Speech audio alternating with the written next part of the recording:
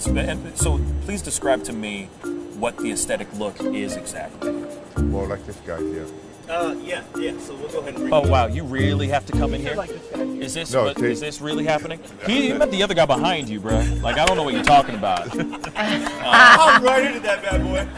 You can stay right there, behind the camera, behind the camera. No, see now that you got me jealous now. That's okay. That's not no, fair. But you're more in the category like Luther Richter, Arnold, okay? My man. Yeah. Arnold Ferrigno. Huh? Okay. Aesthetic.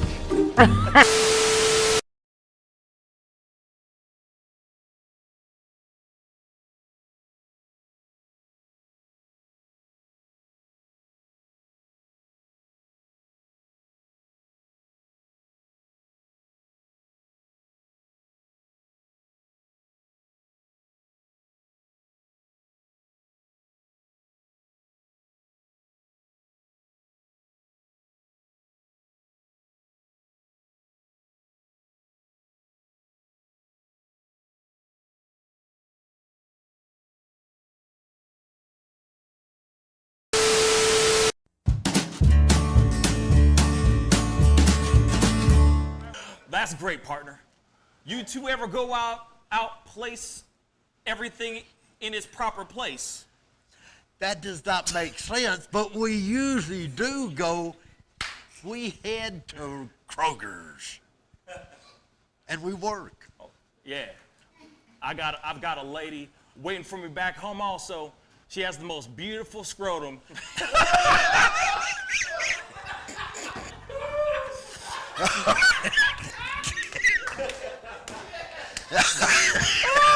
Oh, God. And when she sings, she sounds just like a puppy dog.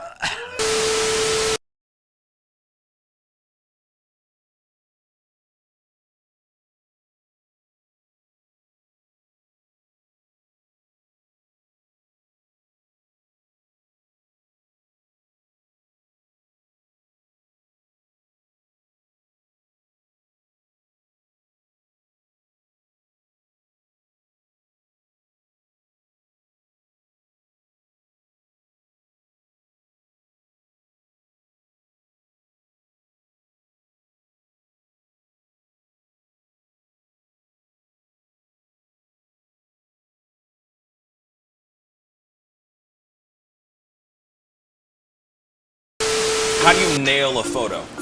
Just gotta get in the mode. You gotta talk with your eyes. Talk with your eyes. Talk with your eyes. You Okay, gotta so have the eyes. can you show me a little bit of something, like to this camera? I would love to know how to do this. I just want to know. Well, How I do you do it? mean, Teach the me smile, something. You can get the sexy eyes. Then you know you gotta get the smile going on some shoes, but. Wait, hold up. I gotta when it's try time, this. When it's time to laugh, I gotta try this you gotta with think you. of something funny and start laughing. Do it again. Do it again. How do you do it? Teach me. Sexy eyes. The sexy eye. This is sexy eyes right here. Smizing? Smile. So you're smizing. Smile. Okay. And then you gotta get the. No, I look like I need to take a poop or something.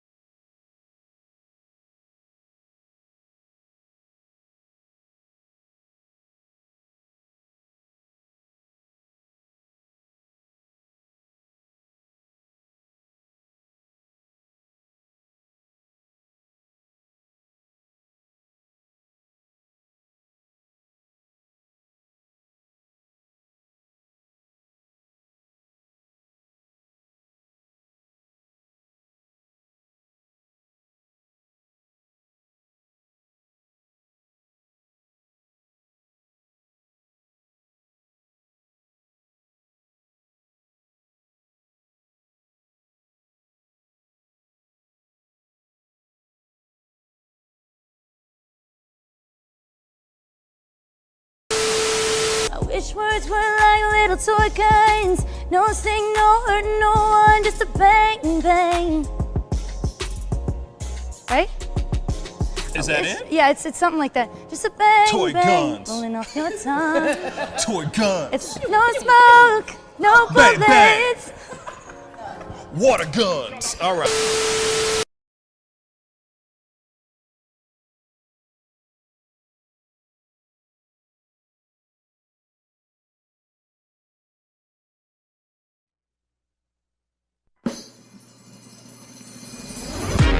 Pascal, you are now rocking with that dude Pascal. We be going wild, Haitian in the building, so original. Got the haters catching feelings. Get your hands up to the ceiling and keep them held high. Cause St. Louis is ready. Forget about it, goodbye. Hold up, we just saying hi. Five somebody, rise up. Weekdays, catch us live. Somebody, let's go. Good morning, everybody, and welcome to the Pascal Show. Good morning, everybody. Good morning. I hope you guys are all doing well out there. You know what I'm saying? It's a Wednesday. It is hump day. We got a couple more days until what? The weekend, and it's a beautiful thing. It's a beautiful thing. I don't know about you guys, but I'm very excited about it. I am tired as hell today. You know what I'm saying? I didn't sleep much last night. I was too busy giving you guys stories, telling y'all stories and everything. You know what I mean? Been busy with all that, and there's a few things that we're going to be talking about that I've already covered in pop-up videos because that's how I do. You know what I'm saying? I work hard out here in these streets. But we definitely need to talk about the things that are going on as far as the things that I have talked about, because I feel like, okay, I've been pumping these things so quickly, you know what I mean? And we don't really get a chance to really discuss these things. And then it ends up being the next day top news type of stories. So today we are going to be rapping about those specific things. My brothers are in the house. I'm trying to kill some time till Jack jumps back onto his microphone, but he's not there yet. But F it, you know what I mean? When you're late, you're late. So here you go. We got, Jack's microphone and David. What's a guan, guys? How you doing, Jack's microphone? How's it been? Has he been treating you nicely? That's what I'd like to know. Has he been treating you with respect? As a microphone should be respected? You know what I'm saying? Inquiring minds would like to know. Please, let me not take all of it. You go ahead and answer. Oh, damn. He's back. Damn, he's back. I thought I had a chance. I thought I had a chance. I was actually interviewing your microphone. Oh. What did it say? Didn't say much. No. Actually, it was at a loss for words. Anyway, that's my dad joke for the day. Yeah. Okay.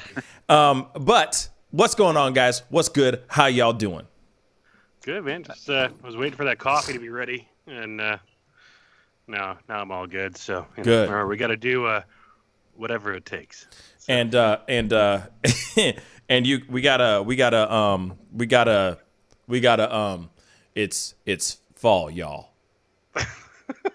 I don't think that's right. No, it's not. It's not right at all. But it's fall, y'all. But go Blues. How are you doing, David? I'm pretty good. I'm tired as well, but ready for the show. Just yeah, that's pretty much it. It was a long night for me too. There you go. Because he's been raging. You know what I mean? At night he rages. You know what I'm saying? Punches the walls in his house, screaming like a banshee out in his front yard, just butt naked, covered in mud. You know what I'm saying? Just tribal screams. That's the QAnon shaman, actually. That's what he does for fun. You know what I'm saying? I got a bunch of zingers today. You know what I'm saying? This is what happens when you're tired. You just throw all caution to the wind. You say, F it. I don't care. If it's perfect, if it goes, it goes. If it doesn't, it doesn't. What were you going to say, David? As soon as you start thinking about something hard, you just want to turn it into a joke because it's too hard to process right now. Facts. Actually, yeah. Facts. I could have gone down a route. I'm not going to do that. I'm civilized to a certain extent. Hey, I'm civilized. Look to at a certain that chat. Whoa! Super chat. Whoa, Immortal, what's up, man? Thank you so much for the super chat. He said, Pascal, take time to spend 1 hour free to be romantic with your woman. This should cover that hour break. Wow. Immortal, Pascal, we'll see you in an hour, buddy. Immortal, thank you. I quit. Show's over. Bye. No, I'm just kidding. Donated Viagra, I hate too. all y'all. Yeah, no, hey, I don't need no Viagra. I don't need no Cialysis or whatever it's called. You know what I'm saying? I don't need none of that. You know what I mean? I'm a natural woman, okay? How dare you speak that way? That's blasphemous. That's blasphemous. You understand that? Do you understand that, David? Not really. Yeah, that's exactly what I was thought. Yeah. On his manlyhood. That's true. Bruh, but real talk, Immortal, thank you so much. Hey, thank you so much. Yes, yeah, snaps and all that stuff. You know what I mean? I thought he was just going to give that to me because I'm wearing a button-up today. You know what I'm saying? See. I thought that was the reason why. But no. Top. Yes, it's See, we can still crop. It stops right here, just right below the nipples. You know what I mean? Just Don't forget, we do have Happy Pascal birthday. coffee mugs. Yeah. Not the one I'm using. Left turn just to get off this unbeaten path. Real quick, we got swag, y'all. Jack, tell them about our swag, baby. Yeah, you know, if you go to teespring.com and you can search for The Pascal Show, or you can go to teespring.com/stores/ The Pascal Show store with dashes in between. And you can get yourself a mug, you get yourself some branded merch. And we got a couple, different type of a meme style, apparel up there right now with some Bernie and some MAGA tears. And so, go check them out. MAGA tears. Yep. We got some cool stuff, and there's going to be more stuff coming in later on this week, maybe this weekend. We got some new drip that's going to be dropping. Actually, I wrote something down that I'm turning into a t-shirt. Lax Paint isn't on right now, but he said something that was unbelievably brilliant. I'm not kidding. Where is it? Woo! Okay. So real quick, because this we got to show a little family appreciation, right? In fact, that's something I want to try to bring in every Friday. Friday is for family, right? Family Appreciation Day, right? And we try to showcase something like a dope quote or dope comment from all y'all, because you guys do some dope, say some dope ass stuff sometimes, only sometimes. But the other day we were talking about, because this girl, Marjorie Taylor Greene, has been all over she's been all over the place. Mainstream media is just taking her and chewing her up and trying to spit her out. Actually, they're not even done spitting her out. They're literally just letting it sit there and just marinate in their mouth as they just chomp on the mush that they've gnashed down. I don't even know how to explain it. But anyway, she ain't even food anymore, okay? She ain't even a human being anymore. She is just mush, okay? And so we were talking about her and how she has a thing where she thinks that Jewish space lasers started the wildfires in California. So Lax Paint, whenever he gets on, family, please just tell him that he did say something that was pretty damn cool. But he put in a quote that I'll never forget, man, because I was just like, yo, this is brilliant. So he said, the Death Star of David. The Death Star of David. Do you know what that I like it. Star Wars? Yeah, it's like the Star of David, with the Death Star of David. Yeah. The Death Star of David. Death Star. Like Star Wars. I'm picturing this as being like a shirt with Facts. you know how they have like the cats with lasers coming out of its eyes, and it's got like those memes with the super, like they're like the crazy shirts, almost like Christmas shirts, but they're like the crazy cat shirts. I see this as being like that way. Like if you want to put it on a shirt, it's got to be like out there. Yes, exactly that. Boom. Something like that. Just something really, really funny. So I've been in the works of designing something specifically for that phrase. Because, it was freaking brilliant. I'm sorry. I got stuff in my eyes. I don't know why. But it was brilliant. I loved it. So I was like, man, that's a great quote. That's a great comment. You know what I mean? So now I'm turning what he said into an actual T-shirt. And, you know, it'll be a mug and a mask and all that stuff if you want it in those forms as well. But like I said, we are working on some more drip, some more swag, some more clothing, some more merch, however you want to call it, okay?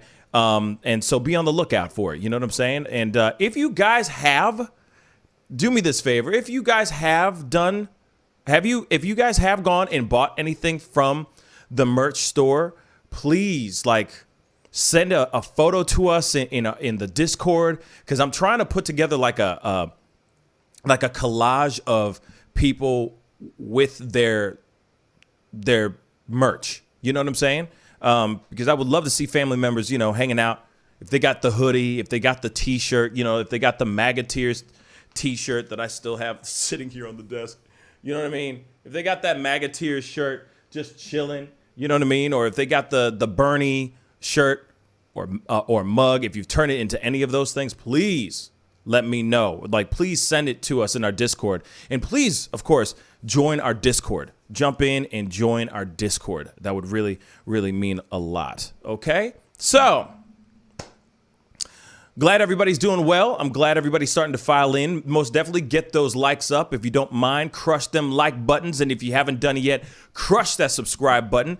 But we got to jump into one of the stories that's not on our title right now. And I forgot what it was, to be really honest.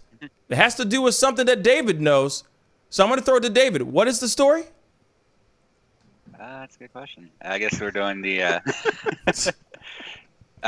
okay, we have this. This was started popping up yesterday. That for those who don't know, the funeral or the layout of Capitol Police Officer Brian Schnick happened at the Capitol building, and MSN, NBC, all of the major more left-leaning news networks actually covered it. Biden was there and everything, and they had a huge ceremony. But Fox didn't talk about it at all. Instead of covering the ceremony, they talked about something Pascal did a video on, which is LeBron and a Karen, basically. Courtside Karen. And that was, courtside Karen. So that was their focus for the whole night. And so obviously they got a lot of crap about this because they're always about the Blue Lives Matter and stuff. Blue Lives Matter and the thin blue line is usually a kind of thing you would hear from them. But they just did not cover it at all until they didn't cover it on their video news at all. And they didn't even cover it in their written news until about 3 hours ago. And mind you, this funeral happened, or again, the layout, it's not a funeral. It happened, it was I don't remember the exact time. It was Tuesday around afternoon, though. So they had plenty of time to talk about it yesterday. They just chose not to.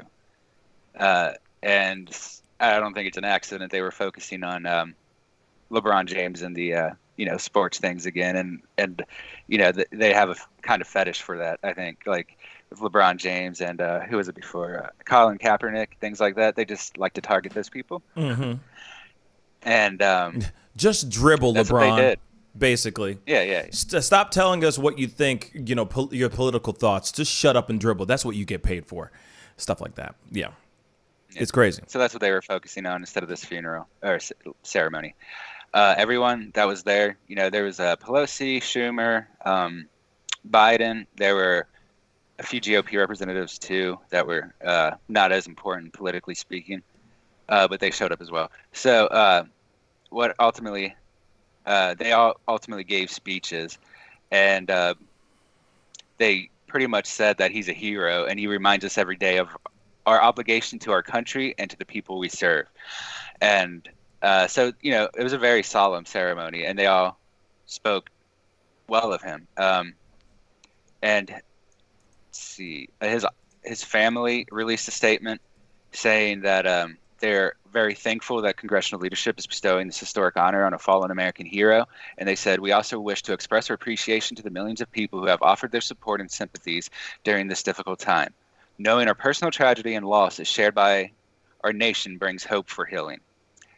And so Yeah, I mean that's the general of it. It was a standard layout, very respectful, and a lot of people spoke, like I said, very well. But there wasn't much attention from the more prominent members of the GOP, and there was no attention from Fox News, which is obviously not just hypocritical, but kind of it's disrespectful. On top of that, and so they just started. And today they start talking about it, but only in the written news, as far as I've seen. They might not even cover it at all in their television news today. I don't watch it, so I don't know. But they didn't cover it at all last night. I looked into it to make sure, and they never talked about it once. I mean, can I ask you guys something? Mm-hmm. Sure. And I'm going to ask the family, to my beautiful family. Are you that surprised? Really? Okay. No. I'm just making sure. Not at all. Not surprised. I'm just making sure. I'm not trying to be a jerk at all in any way, shape, or form. I'm just saying, are we really that shocked that Fox News isn't or did not cover that? Why? Think about it. Well, one, it's really messed up that they didn't cover it. First off, everybody else covered it, but they didn't cover it. That's stupid. But the second thing is it's a constant reminder of the stuff that they've been spouting out for 4 years straight. They're one of the reasons why. They're a catalyst. They are a culprit or an accomplice to what happened on the 6th. For sure. So in a way, they're going, we don't really want to talk about that stuff because that's just a reminder of how much we jacked up. But then at the same time, though, they're still deflecting. They're still turning away from actually talking about what happened on the 6th. Still to this day. Now, don't get me wrong. These anchors, I'm sure, they get paid. You know what I'm saying? So it's not like I'm sure they're going, why aren't we talking about this stuff? Why are we talking about it down this angle rather than actually going down the right angle, which is, hey, we got to talk about this and talk about how messed up this incident is. These events that unfolded on the 6th, insurrection, terrorism, etc., that happened on the 6th. We should be talking about that. But I guarantee you, the powers that be that are above them, that are pulling, pulling the puppet strings, are sitting there going, nope. We forbid you to talk about it like in that way. We'll find any angle to get ourselves out of this situation than actually talking about how bad the situation is. So when you got Officer Sicknick, who is being honored, rightfully so, live, of course they're not going to put it on. Of course, because it's a constant reminder of how much Fox News mucked it all up. First off, I mean, shame on them. Shame on them for that. That person sacrificed his life. He did his damn job, y'all. He was protecting the Capitol. One of very few police officers and men in the line of duty, men and women in the line of duty, that were actually trying to stop insurrection from happening. And they're not even going to honor him. They're not even going to play that just even a little bit, or even cover the story a little bit just for 5-10 minutes. They're just going to go and talk about courtside Karen. It's BS, y'all. Sorry. Correction, it's bullshit. Yeah, I said it. I don't curse very often on the show, but this kind of stuff is bullshit. Jack. I saw on here that they did stream it on Facebook. On Facebook, but they didn't put it up on Fox. Right. They didn't put it up on the main place that everybody. I mean, I get it. There's a lot of people that are watching it online. There's a lot of people that use their phones. The phone is the new idiot box. I get all that stuff too. But at the same time, people are still watching their TVs. People are still having Fox News playing in the background. People are still wanting to honor Officer Sicknick too, that may be avid Fox watchers. You know what I mean? What were you going to say, David? I'm sorry. I mean, it's not too surprising they're not covering it because they would have to acknowledge, I think, that the person that killed him was a Trump supporter. Pretty sure he was one of those. He was at the riot for sure, so he's most likely a Trump supporter. And they don't want to focus on that, obviously. They're in a delicate place right now, the GOP, and the Fox is kind of like an arm of the GOP, like you could say MSN is for the Democrats in a way, because, I mean, that's what they do. They pick a party and then they support it almost unthinkingly, and that's what we've been seeing from Fox in the past.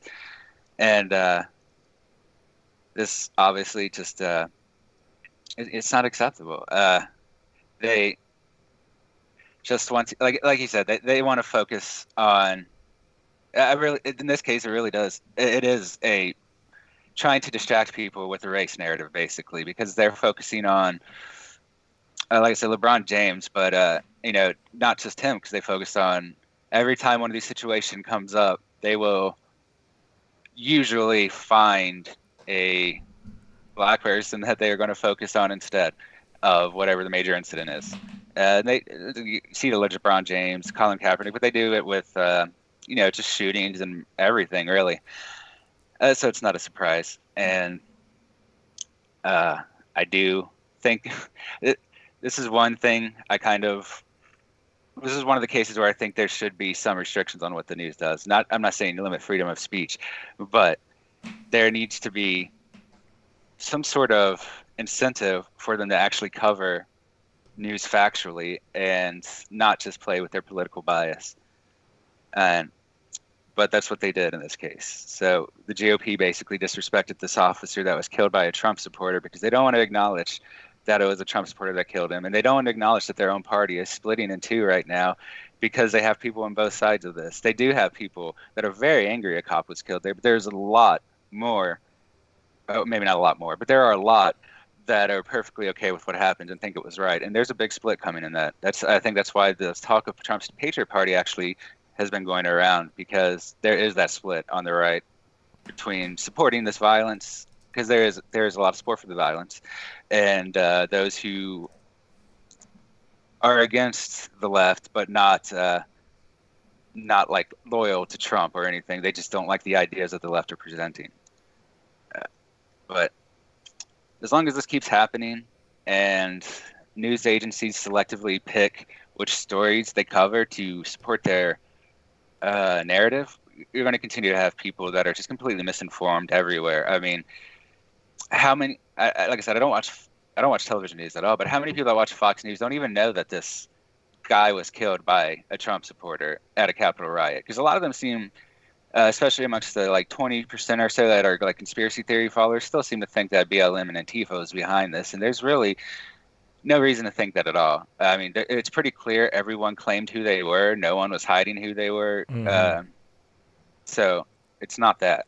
And they keep believing that. It's just the problem with trust at this point, that a lot of people don't trust the other side because they see it as the other side. It's not just two sides that they have to, people view them as part of the political side, right? They don't see themselves as an individual that's picking which politics to support. And I'm not saying this is for everyone, but this seems to be the general theme. And that's why I think we're starting to see this disrespect of officers appearing on the right, when before it was almost flipped in a lot of cases by the major news. Mm-hmm. That's a problem. I mean, I don't expect much integrity from any news network, any major news network, to be honest. But coming from Fox in particular doesn't really surprise me.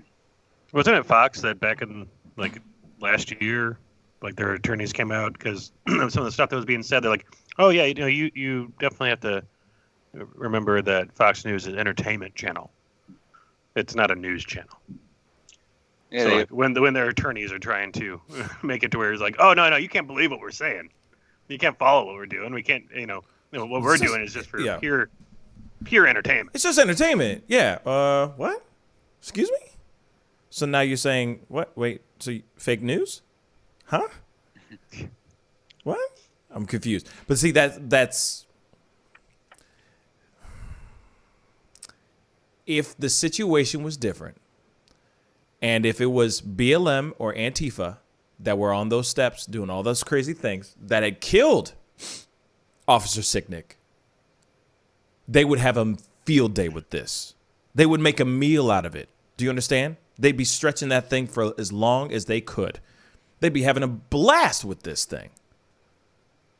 Because they're going, ooh, our viewerships are going to go up. We got all this stuff. It makes the Republicans look really, really good. So let's have some fun with it, right? But because it makes everybody look bad, makes Republicans look bad. They're going, or conservatives, whatever. They're going, wait a second. Maybe it's not a good idea if we do this one right now. Let's just push it to the side because, out of sight, out of mind. You know what I mean? We don't need to keep reminding our Republican viewers how bad that situation was. And it was in the hands of our own people. People who consume our shows, our network. Maybe that's not a good idea. And I think that's what literally the route that they went down. I feel like that's exactly what they said. They were like, hey, we got to do something and think about something else. LeBron, courtside Karen. Let's talk about that for really quick. Yeah, go dribble. Shut up, LeBron. We don't need to hear your thoughts about anything. Go dribble. Let's talk about that. But we'll live stream it over here. So we're still showing that we have respect for him. We'll stream it on our Facebook page. That's fair. That's fair. People don't want to hear about this. They want to talk about LeBron. Interesting. Interesting. In it though? Yeah. In it though? Something else that I found very interesting. This was something that I forgot to put in. This is I forgot to put this into the title, and it has to do with the insurrectionists. It has to do with the riots that happened on Capitol Hill. At the Capitol building and everything. But this is a very interesting story. Actually, let me pull this up so you guys can see it as well, because I'm not about to, pull this, talk about this for you guys not to be able to see this very interesting article that I think is absolute trash, babies. Okay. Hold on one second. Let me pull this up.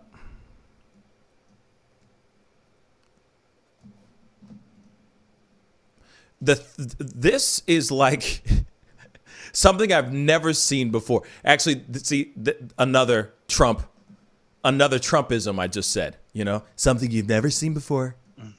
The greatest ever. The greatest ever. Like it's never been before.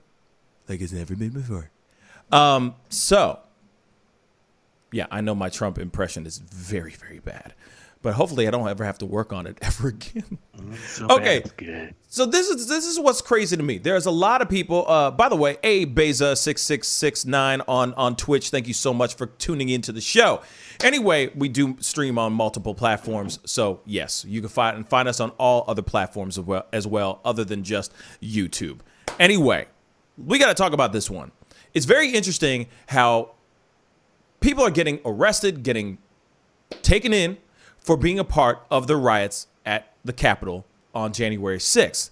But this piece I found very interesting because, majority of the time I'm thinking like terrorists, people who are being tried or arrested for terrorism, domestic terrorism, insurrection on our own nation's capital. I feel like you would take that a little bit more seriously, right? Right? Fellas, right? Yeah. David? Yeah. A little bit more gusto, man. I thought it was rhetorical.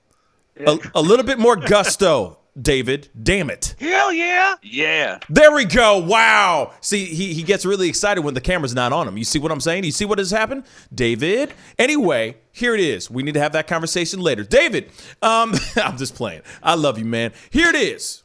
Capitol riot suspect asks for court permission to go on vacation in Mexico and gets it, y'all. What is this? What is this? What the hell is this? Okay. So, and just so you can see who it is, that's her big old smiling face because she's getting what she wants. Okay. So, A woman accused of participating in January 6th riot at the U.S. Capitol asked a federal judge for permission to leave the country on vacation later this month and got it. In a Monday court filing, lawyers for Jenny Louise Cudd requested the court's blessing to travel to Mexico's Riviera Maya, right? Riviera Maya? From February 18th to the 21st. So later on this month, literally a few weeks from now, for a prepaid work-related bonding retreat. Do you think this woman still has the job? I'm just curious.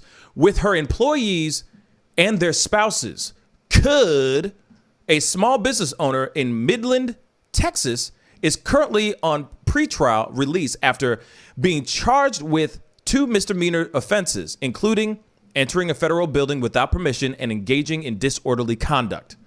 The filing obtained by U.S. Today noted that Could has no prior criminal history and has remained in contact with her attorney and pre-trial service officer who had no objection to her proposed travel plan. Prosecutors took no position on the request. So, a U.S. magistrate approved the request, ordering that her pretrial travel restrictions to be amended to allow the 4-day trip. Under the conditions of her release, she is not allowed to travel to Washington unless it is for a court appearance or a meeting with her attorneys or pretrial services officer. So, she is one of many who have confirmed participation in the riot on social media, saying in a Facebook video that I was here today on the 6th when the new revolution started at the Capitol. Of course, the FBI say that there are videos and photos of her where they placed her at the Capitol during the riot. After the speech, she gets riled up and she goes out there. After the speech that was done by, President Trump, she goes out there and is a part of the insurrection. Now, this person, real quick, another thing that she said before I go into this discussion, she said, "This is all raw and I'm going to be swearing. I'm so effing mad. I can't even see straight. My heart hurts for my country." Miss Could, right now, as we speak, is going to be literally sipping margaritas with her husband in Mexico, chilling in the cut, getting a good old tan, after her ass was found January 6th being a part of insurrection. Guys, I mean, to me, this is the most ridiculous thing I've heard. It's stupid. It's the stupidest thing I've ever heard. The fact that she's getting away with getting a chance to go somewhere. Now, I understand some other people, like, the QAnon shaman, and there's a lot of other people, right, that were a part of it that were much more violent and did much worse things. But she still did something that was treasonous to the country. Now she gets to leave the country and take the benefits of her work retreat? She's a business owner. How is it? Unless it's a really, really successful business, I don't understand how she, regardless, can use this as an excuse to leave the country after she's just committed multiple crimes. Fellas, what are your thoughts about this? There's only one way this makes sense. Okay? What would that be? They know when she leaves the country, they're going to ban her passport. Woo! And she can't come back.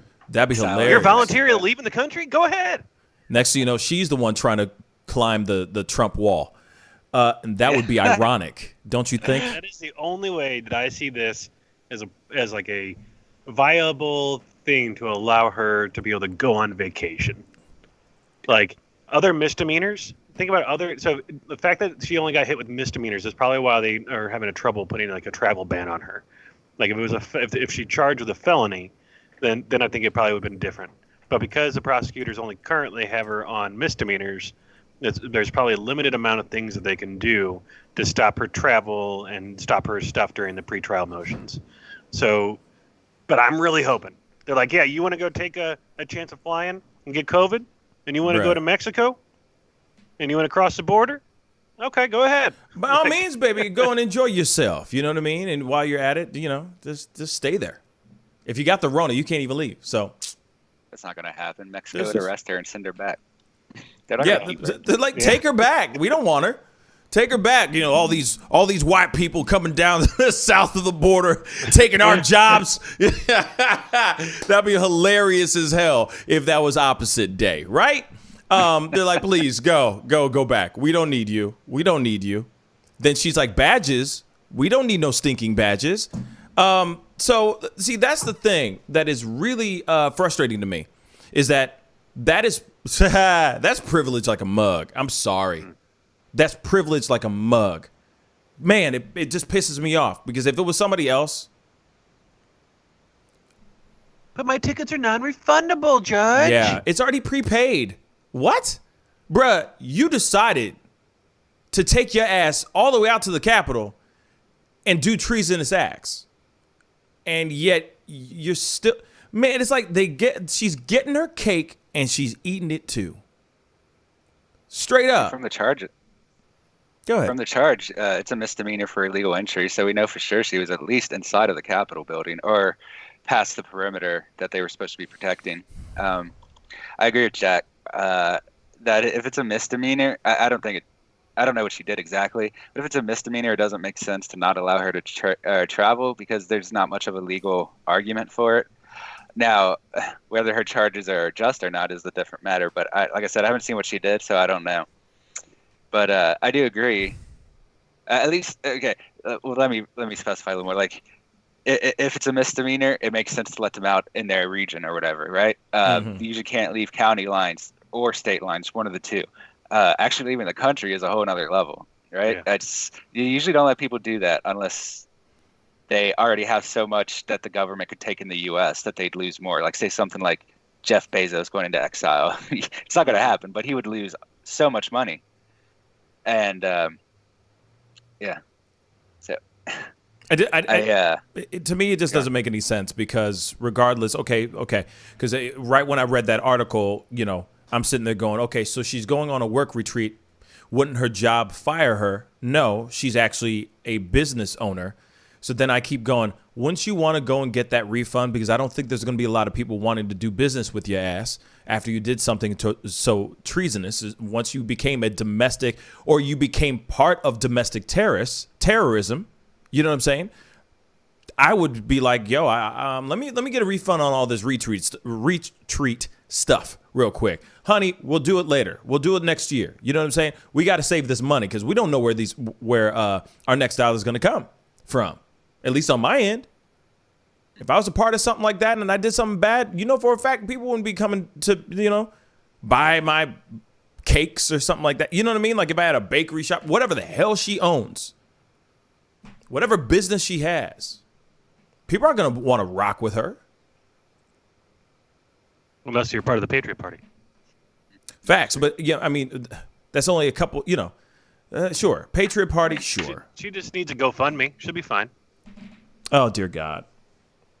Yeah, that's true. Go ahead, David. That could happen very well. I wouldn't be surprised if that happens at all. But my guess is that the judge, I don't know which judge she was seeing, but the judge probably thinks that she's a low flight risk, as in running away, not as in going on a travel, because she has that collateral here, perhaps, like the business and everything. So that might be why they did it. I'm not too comfortable saying whether that's okay or not, since I don't know exactly what she did. But that's my guess on that. Basically, they have collateral on her that if she stayed in Mexico, she'd lose more than if she went to prison for the misdemeanors, or was charged guilty for the misdemeanors. Now, whether the misdemeanors are appropriate or not, that's something you have to look into the prosecutor for. I would like to see the full charges and everything. I don't know if they have any video of this one, but that's true. You got a very good point. Sorry, I didn't mean to step on you, but you do have a good point We don't know what exactly she did. I get that part. I mean, if she was doing, like I said, there's varying degrees of violence and insurrection that happen inside that building and outside the building. That's what, like, for example, the QAnon shaman, I mean, he's locked up. Like, he's not coming out. You know what I'm saying? There's other people that were a part of it as well. Proud Boys members, leaders and members and all that are still locked up to this day without bail. So I do understand that there are varying degrees of badness that happened there. You know, the Jenna Ryan girl, you know, who said Trump should pardon all of us, you know, who is an idiot as well. She's out. She's home. She's chilling. You know what I'm saying? So I understand that there's varying degrees, but you are still a part of something that you clearly knew was wrong, that you were hoping was going to be something successful. You were hoping that you were going to hold the head of some elected official and rah, you know what I mean? Battle cry. Like I said about David earlier, butt naked and covered in mud, screaming out in his front yard. Like that, except holding the head of an elected official. You know what I mean? Straight up Kathy Griffin style. You know, remember that photo? Remember that Trump photo where she had him beheaded and everything? Yes. But this time it's an insurrectionist holding an elected official's head in their hands and screaming and going, we're going to take over. Rah! You see what I'm saying? That's what they were hoping for. So it doesn't matter which level, what varying degree you were at, you were still part of something that you were hoping was going to be successful. You were hoping to bring violence and terror. So no, you should be stuck, grounded at home, punished for what you were a part of. Not going out to freaking Mexico, drinking freaking strong margaritas and getting a damn tan. Hell no. Riviera Maya is pretty nice. That's where she's going. Yeah, it is really nice. It's so nice, I couldn't even pronounce it right. See what I'm saying? I was like, Riviera Maya? You know it's going to be a nice place when you can't pronounce it right. You know what I'm saying? It's like Acapulco? You know what I'm saying? There's a photo of her literally in the middle of the Capitol building. Like, she was inside. Thank you. See what I'm saying? So she's a part of something. Yes, she's going out. She's leaving the country, yo. It's not even her going to, like, you know, I'm going to LA because I'm going to get some stuff on Rodeo. It's not even that. She's leaving the country, yo. She dip-setting. Woo, you know what I mean? She jet-setting out somewhere else. Outside of the damn country. She tried to be never come back. Mayor. Say again? Her town before. She owns a flower shop in Midland, Texas, but she previously ran to be the mayor of the town. So this is somebody that also wanted to be in government. So that's cool. Yeah. I guess it's not surprising. Then she's rich and she's already trying to get in politics. It's kind of treatment you would expect for someone like that. You know, so you're saying that we got another Marjorie Taylor Greene, like a wannabe, basically. And she is rich. If she's going and taking her whole team down to Mexico to drink some margaritas for a team couples retreat, she making the monies. She most definitely making the monies. Who's to say that she isn't going to be like, hey, leave the country? If she got enough money, think about it. She could literally just go, bye. I could do all this stuff from home.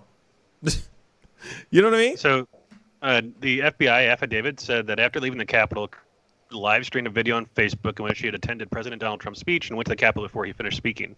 It said she mentioned a break-in at House Speaker Nancy Pelosi's office. We did break down the Nancy Pelosi office door, and somebody stole her gavel and took a picture sitting in a chair flipping off the camera. Mm-hmm.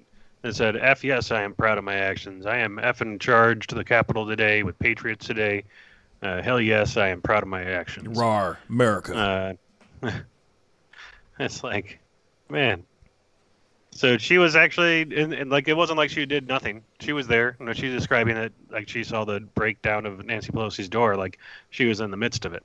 And now she gets to go to Mexico because the judge thinks that she is not like a flight risk, that she didn't do anything of that bad. I mean, her charges aren't heavy. You see what I'm saying? It's not like she's getting smashed with some heavy charges. So they're thinking, oh, it's nothing. Oh, and also she runs this really big, allegedly a successful business. So she ain't gonna fly. She ain't no flight risk. I don't know. I don't know. Letting her go to Mexico is the thing that's weird. Okay, like if she was limited to her state or county, that wouldn't draw as much attention. The fact that she can leave the country to go to a pre-planned party is what makes this really bad, right? Because a part of that is they're basically saying, "Oh, you were rich enough to buy this huge trip to Mexico, so we're going to let you go do it." That's just not right. I mean, if it was someone else, or if she was black, or she was poor, any of that, she wouldn't have left. She'd still be there. She'd be stuck. And yeah. Like the QAnon shaman. I'm sure he's not like a rich man. You know what I'm saying? Just saying, like economically speaking, if he was very well off, it might be a different story for him. Maybe, if he had because it also could be him having a really good lawyer, paying for an esquire to esquire his ass out of there. You know what I mean? Yeah. But you never know. I don't know. I just think this whole story here is just trash. It's just absolute trash and BS. And yeah, I feel like any person that did anything, I don't care. You were there and you were on the steps and you were involved with anything. You even remotely even just did a tiny shove. You know what I mean? You shove somebody want enough. F it. You should be thrown. You should be getting charged. You should not be leaving the country. Period. You should not be getting all the extra amenities of what it feels like to be free in this country. You already omitted all that stuff when you decided to get on the stairs and inside that building causing a ruckus. Real talk. Yeah. But I hope she drinks the water. Man, I hope she guzzles it. I hope she has a week of just nothing but diarrhea and that retreat is terrible. You know what I'm saying? She eats some really bad lobster or something like that. You know what I mean? She eats a bad margarita. Drinks a bad margarita or something like that. You know what I'm saying? Yeah. She's taking a shower, you know what I mean? And she just opens up her mouth to drink some of the water. You know how some we do that from time to time. But whoops, don't drink the water. It'll make you poop. So moving on to the next story, though. Bezos. One of our top stories, Bezos has officially stepped down, or he will be stepping down in the fourth quarter. In the fourth quarter, he will be stepping down as CEO of Amazon. He sent out basically a letter to 1.3 million employees, letting them know that he's going to be stepping down in the fourth quarter, and that his partner, or one of his partners, Andy Jassy, is going to be taking over his spot. He said he's taking it down because he's stepping down because he wants to focus on his passion projects, space travel and climate projects, environmental projects, and all that. And I think it's very interesting. Some people have been saying, like, I just saw Mr. Super comment and said Bezos is stepping down before the market crashes. Smart. Some other people are saying that maybe there's something bigger going on aside, like not only just the market crashing, but also maybe he's sick. He's not saying anything, but maybe he's sick and he wants to focus on his health. There's that as well. There's a lot of speculations about everything, but David, what's up? So Amazon has been running at a loss mostly, actually, for the past few years. I think they only started turning profits recently. But the plan behind that was just basically rapid expansion to continue to get Amazon to go everywhere, which is pretty much done at this point. My guess is that, like some people said, the stock market is probably going to go down more, and I think that Amazon headquarters is in California, and we've already seen businesses starting to go kind of exile from these from California, partially for COVID rules and partially because they required additional pay in places for frontline workers, like at Kroger's. Kroger's closed a few stores once they did that, and so basically they're just trying to abandon people and keep their money. In this case, it really looks like, and that's a problem because, I mean, obviously, we're looking at this $15 pay increase, which I think is net is a profit thing, but it is something that people are using right now to get rid of workers and kind of close that margin of profit because they want to keep the same amount of money they're making, obviously. And I wouldn't be surprised if that's where he's standing away, because California is going to be requiring them to pay more, even if the federal $15 minimum wage doesn't go through. And we have seen this in New York and California throughout the year since the starting of COVID-19, that there has been a kind of exodus of businesses and wealthy people from those areas, partially because of COVID and partially because of associated taxes. So that might be something to do with it. Like, you might be expecting their loss go back into a huge loss because of the additional requirements that they have to pay, because they have to pay more people, right? They have to pay them more, but they're already operating near a loss because of their idea of rapid expansion. So their shareholders, or whoever is in charge of it after Bezos goes away as well, isn't going to want to lose all of that money. They're going to find a way to try and keep it.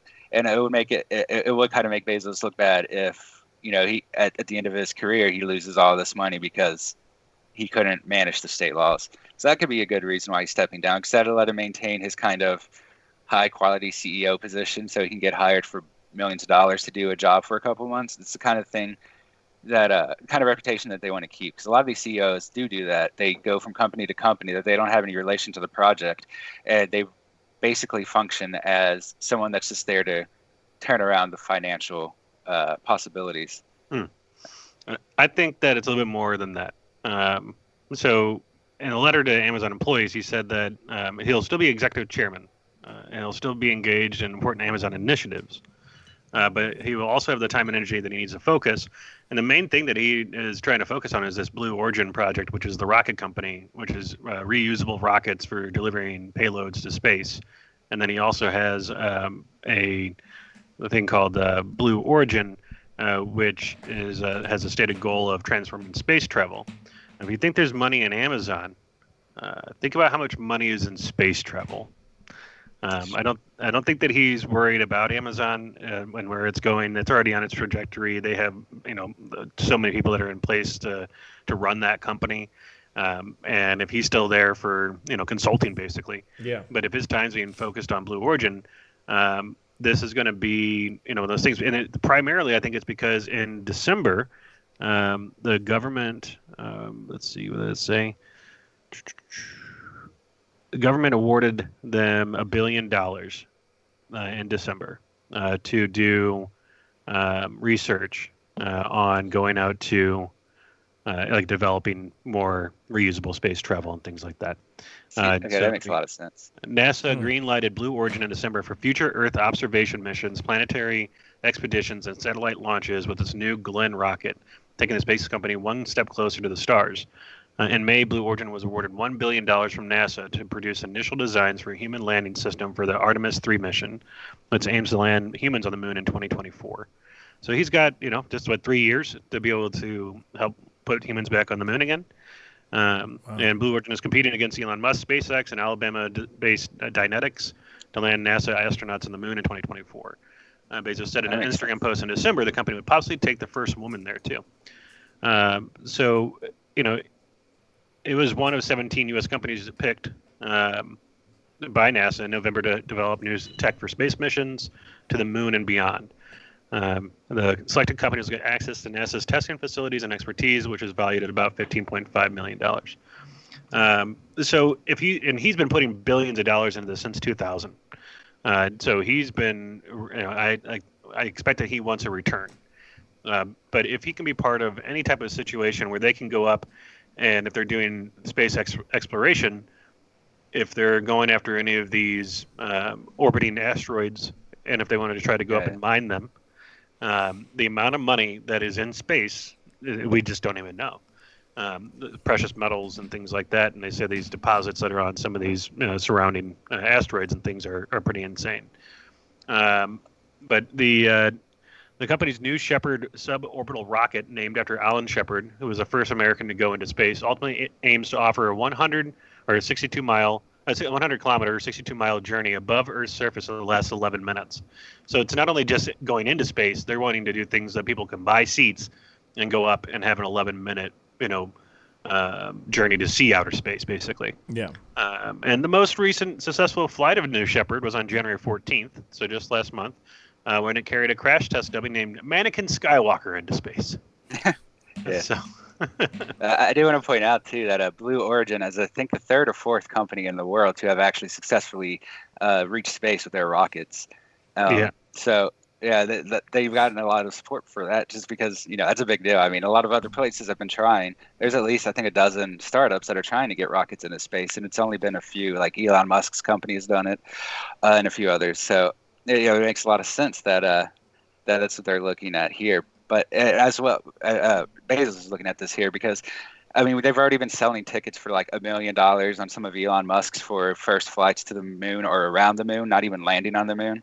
And actually, this doesn't surprise me as much now that you've talked about it, because just the other day, Elon Musk or Tesla, SpaceX, yeah, they had one of their rockets, their main spacecraft, not that they weren't testing the rockets. They've tested the rockets successfully, but they were testing the core spacecraft again just a couple of days ago, and it blew up on landing, just like the previous prototype. So that's a huge setback for SpaceX, and because they need that spacecraft to be able to. That's what they sold the tickets for, basically, and they just had their second major failure, lost the entire spacecraft. So they have to build a new prototype before they can even test it again. Yeah. It provides a great opening for Blue Origin to start pushing forward, since they had a successful rocket launch this year. That's a great opportunity, honestly, for Bezos to make a lot of money, because those tickets are a lot. I've looked at them because I do want to go to space. At the cheapest, you're looking at $500,000. It's not something a normal person like me can afford. So, yeah, there's gonna be a lot of money made off of that. Yeah, I mean, it's interesting that they're even looking towards the skies. I mean, beyond the sky, that they're looking at space. But it's like, all right, is it? And I understand, yeah, they're doing like stuff like trying to go to the moon or like Mars, those kind of things. But it's like, but also you're trying to do stuff like almost like amusement park rides, if you really think about it. It's like, hey, you want to go see the moon? You want to go, fly around the moon and see what the moon really looks like in person? We could do that for you. It'll cost you $1 million for a trip. I mean, it's it is an interesting concept, but I feel like it's like not sitting here saying that there aren't people out here that don't have that kind of money to spend to go and take a tour around the moon, but it's a question of how many people are willing to do that. Does that make sense?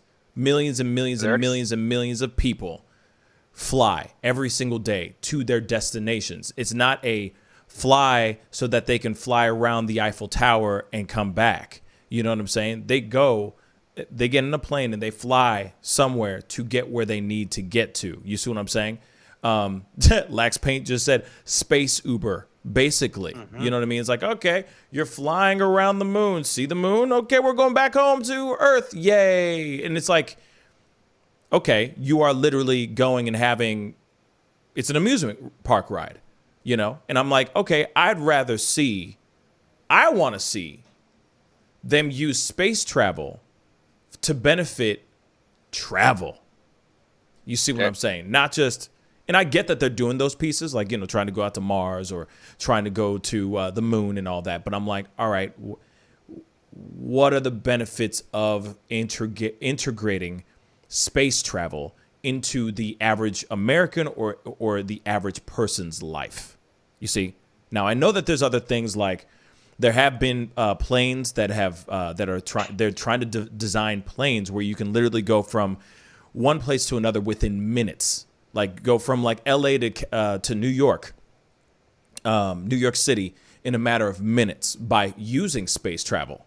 Real talk. It's like straight up, and then you go through the atmosphere and all that. You're in space for a few seconds, and then you drop back down. Literally, they've been studying that type of aviation and using space travel in that way. And as long as it doesn't kill nobody, I'm with it. But at the same time, I keep wondering, okay, what is the benefits? These are gonna be open questions until they're actually answered. You know what I mean? But what the benefit of space travel really is going to be for the average consumer, the average traveler, and that's what I'd like to know. But we got to jump into a commercial break because we are well overdue for that. But when we come back, we got to talk about the first successful face and hand transplant ever. It's a very interesting one. We gotta talk about this one. We'll be right back. This is the Pascal Show. Bye. For the holidays, don't cancel them. Prepare STL. Decorate. Make it as normal as you can, but slow the spread of COVID. Wear a mask. Wash your hands. Watch your distance. Prepare STL, helping St. Louisans of color prepare and prevail. But you see how he makes these S's in his body right here? That's where he's hanging on, and then he's moving forward with the locomotion of his ribs. That is classic Missouri rat snake right there. So I'm gonna go ahead and grab him before he gets into a hole. Now, these snakes are not biters. They won't bite as long as you don't squeeze them. If you just stop them like this, it'll freeze them, and then you just gently pull them back. As long as you don't squeeze them, they won't bite. Yo, Mike, what's up, man? Guy? Good to see you, man. Yeah, so Sugar Fire. Yeah. Fully open, right? Yeah, we're pretty much open. So you can't sit inside yet. Monday you can sit inside a little bit. We'll have 25% of the tables inside, and then we're letting it rip outside. So I know that there's a lot of people really concerned about staying safe and all that. No, so what are you guys doing in regards to that? Well, we have extra people to clean and rub everything down all the time. Everybody inside's wearing masks. And we have little stickers on the ground so everyone can stay 6 feet apart. Right on. The tables are all spaced out, inside and outside. Sugar Fire, open in full effect right now. They're staying healthy, they're staying clean. Go get you a rack of ribs. Sugar Fire, open right now. Thanks.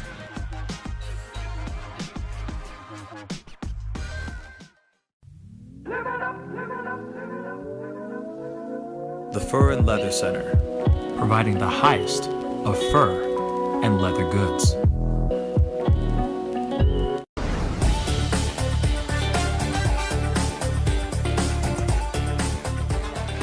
I'm sorry, I can't make this interview boring because this man is too exciting as a host. And I'm truly saying this, and if y'all can't do this, me and this man here is gonna leave and go somewhere else where we can get some love. I want everyone in the building to say, I love Pascal on the count of 3. 1, 2, 3. Wow.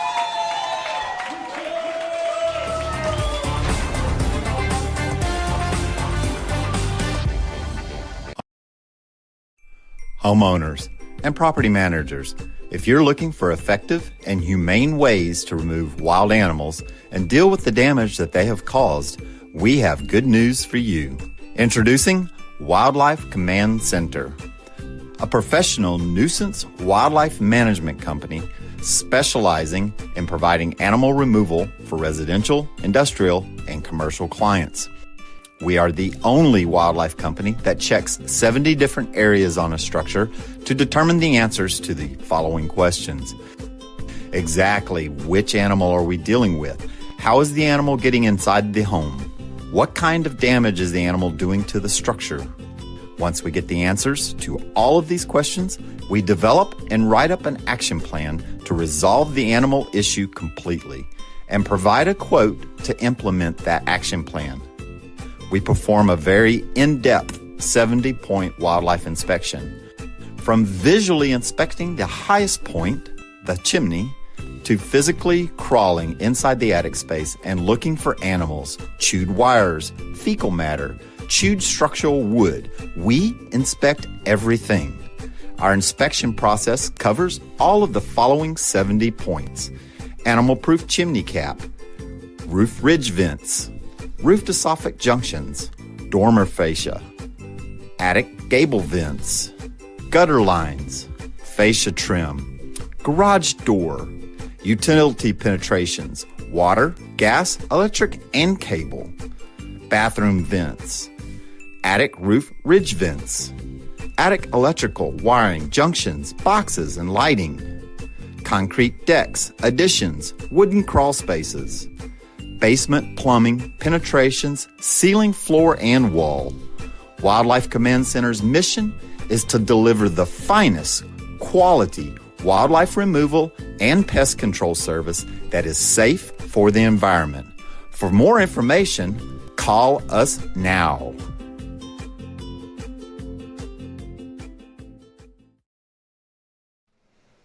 Hey, welcome back, guys. Thank you guys so much for sticking around and being a part of the conversation today. If this is your first time checking out this show, please go crush that subscribe button. I do this show Monday through Friday, 9 a.m. Central Standard Time. Excuse me. And I do an evening show at 7 p.m. Tuesdays through Thursdays. So please crush that subscribe button. Don't forget to hit that like button down below.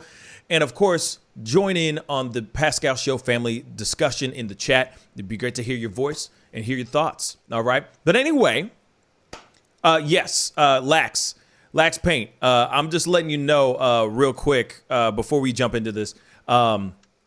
So there was a quote that you said or a comment that you made that I'm actually turning into a t-shirt. So I just wanted to, I gave you a shout out earlier on in the show, but I just wanted to let you know that I just thought it was really, really hilarious. And I just wanted to make sure you knew that that was happening. The Death Star of David is actually going to be turning into some new drip for the show. So I just wanted to say you were hilarious with that, with that comment. And so, yeah, we're going to be doing something cool with it, hopefully, and have some fun with it.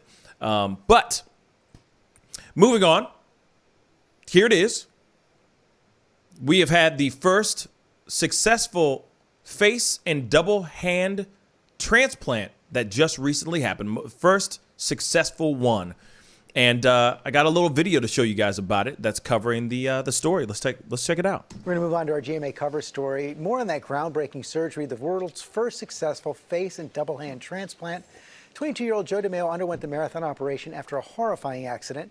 And Dr. Eduardo Rodriguez, who led the transplant team at NYU's Langone Medical Center here in New York, joins us now. Good morning, doctor. Congratulations. Thank you for that incredible story that we all covered earlier this morning. Let's begin at the beginning. Why was Joe the right kind of patient for this surgery?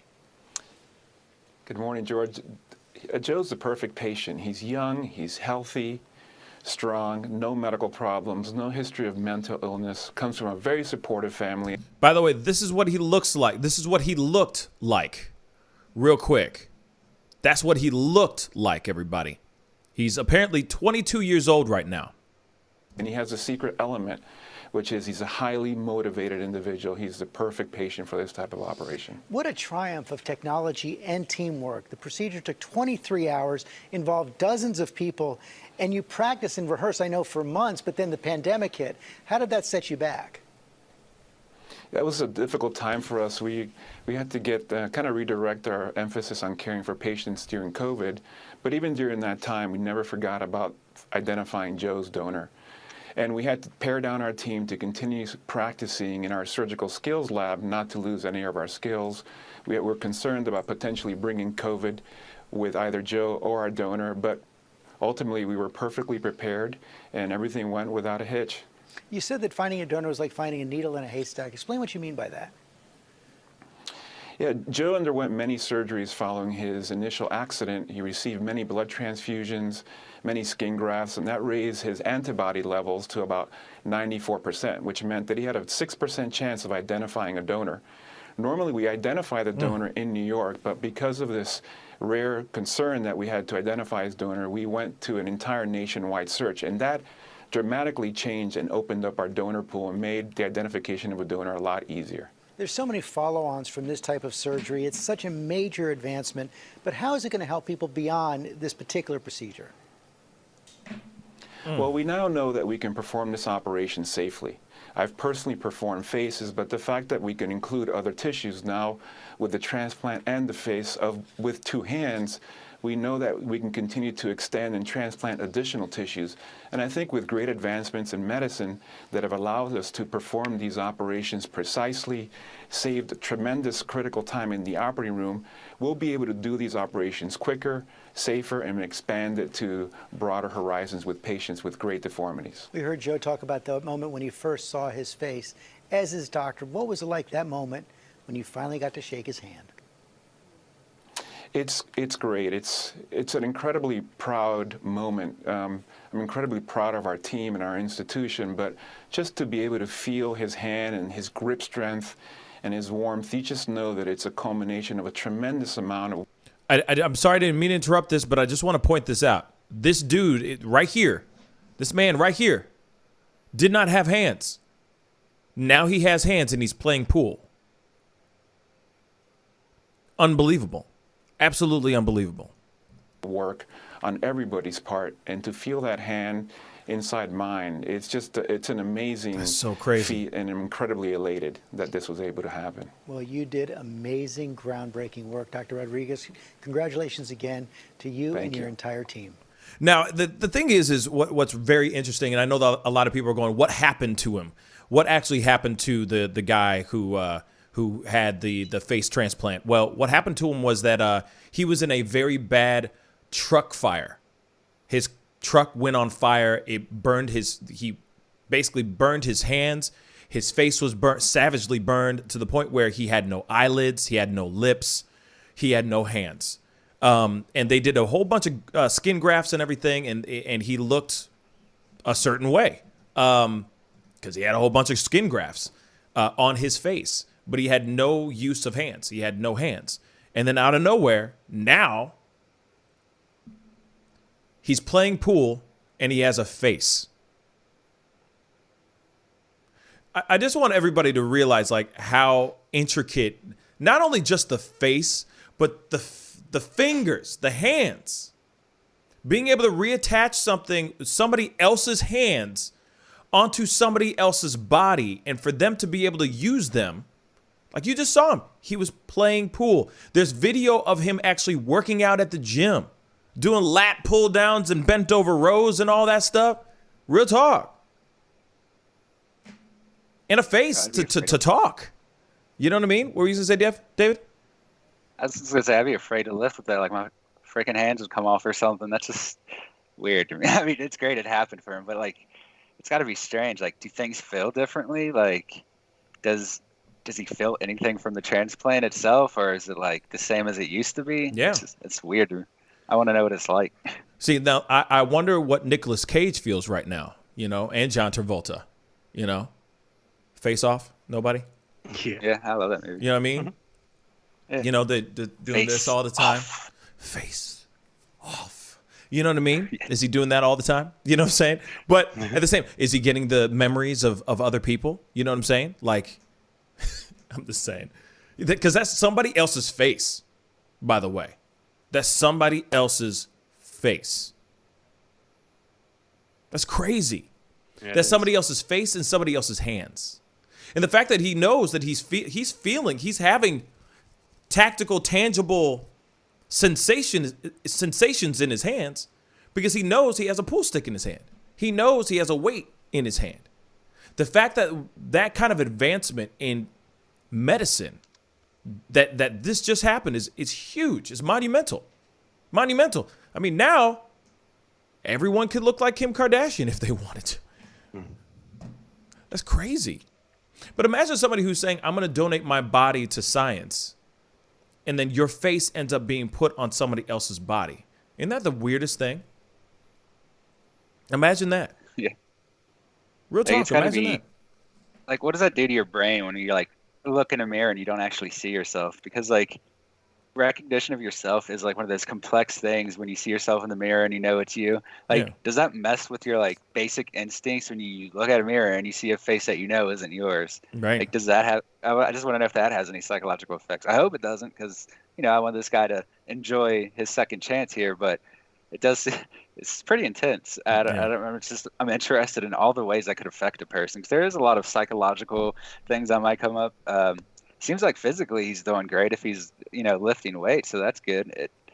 It's pretty impressive. That I mean, this is the kind of like medical science I like to see, stuff like this where there's a new way of helping people better. Like not too long ago when they released electrical hearts for people that had heart problems, so you get a constant flow of blood, and apparently like that does change the way that they act and respond to things, because you no longer have a beat inside of your body that they're responding to. And that it has been noted that it changes like their psychology and everything. So I'd be interested to see a longer term study on exactly how this affects the guy.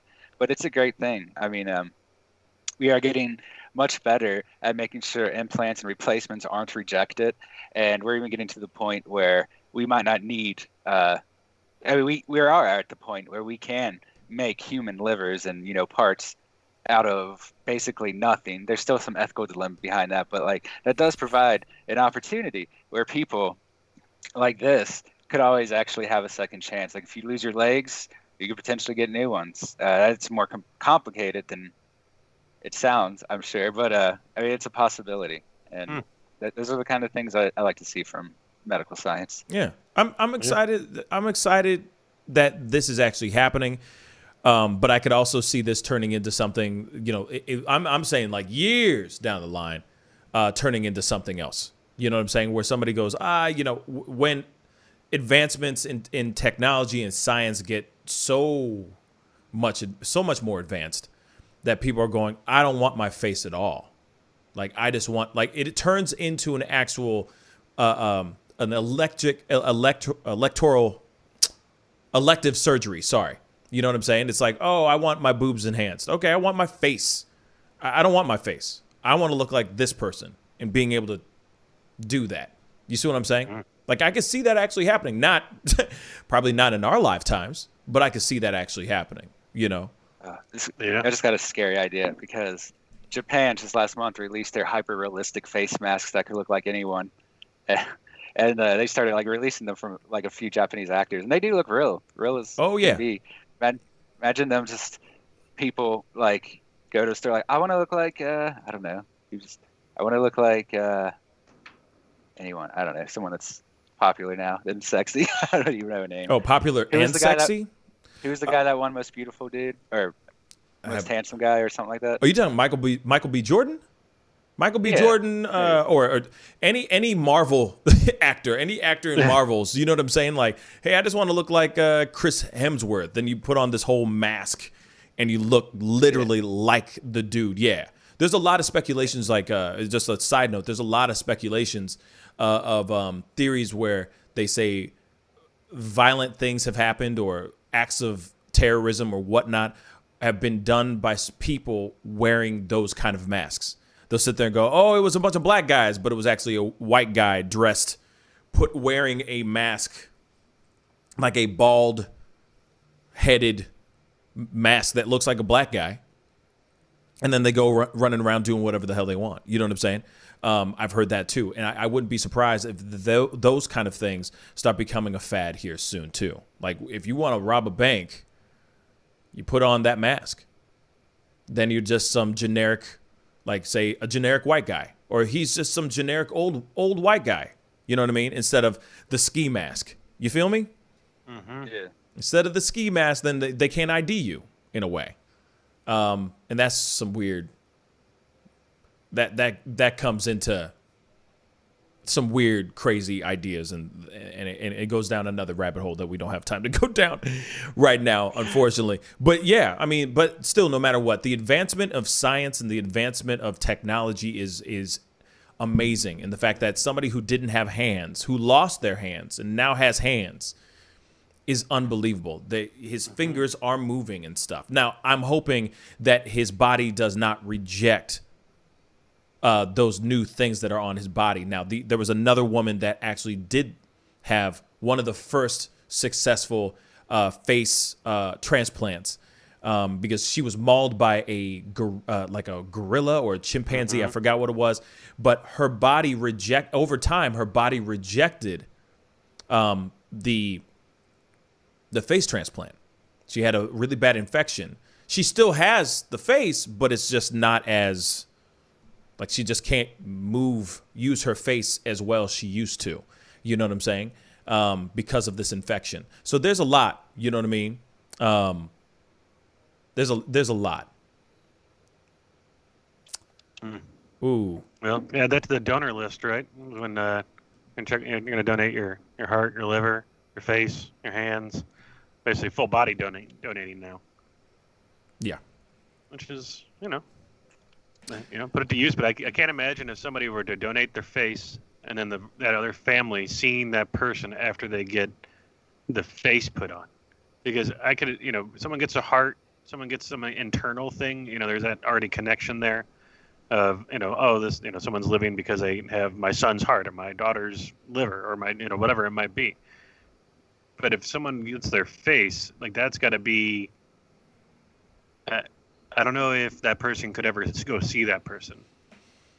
Like, if that family could go and see the person who received the face. Yeah, that'd be really tough. I think I would have a really hard time seeing that. You know what I mean? Actually, somebody just gave a $5 super chat. Thank you, Princess Rose Doll. She says, I'm a Jamaican who received a kidney transplant from an Asian person. I went from ackee and saltfish to sushi for breakfast, lunch, and dinner. I'm done. Change your inside out, man. I'm done.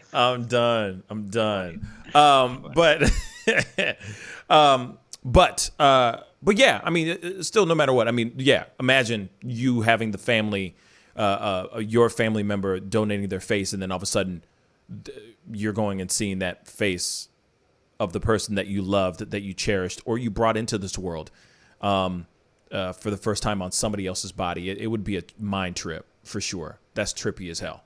You know what I mean? He actually, the face looks like somebody from a movie, and I can't think of the actual movie. He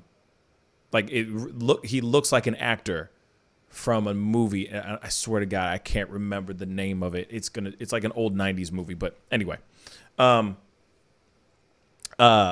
But anyway, we got to jump into one of our last stories. Real quick, there was a shoveling situation that happened. What was this all about?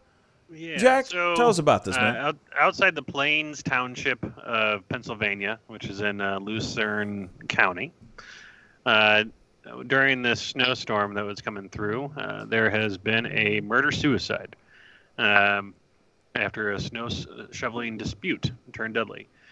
So a man fatally shot two of his neighbors before taking his own life in Pennsylvania.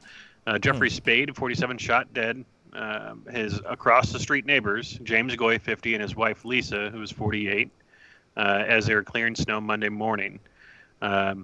Apparently, there's been ongoing dispute between neighbors, some of which involved a dispute about snow disposal and removal, said Luzerne County First Assistant District Attorney Sam Sanguidolce.